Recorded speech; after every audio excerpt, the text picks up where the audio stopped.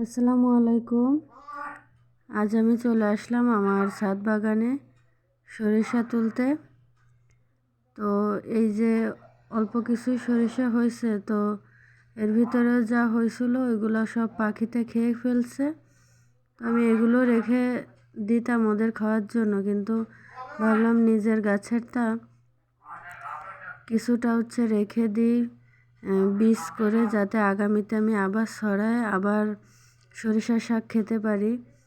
তো এই জন্য, কারণ নিজের গাছের যে কোনো বীজ রাখা বা সেটা থেকে আবার গাছ করা, এটা আসলেই খুব আনন্দের এবং শান্তির।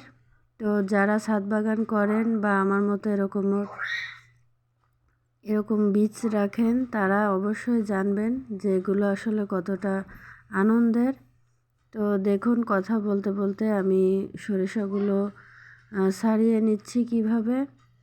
তো এরপরে আরও একটা চমক আছে আপনাদের জন্য,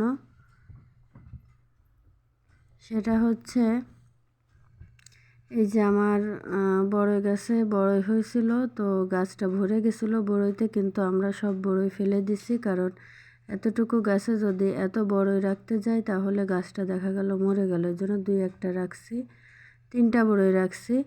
তো এই বড়ইটা দেখলাম নিচের থেকে নষ্ট হয়ে গেছে। তো এই যে দেখুন কীরকমের করে নষ্ট হয়েছে। তো বড়ইটা ছেড়ে নিয়ে যাব।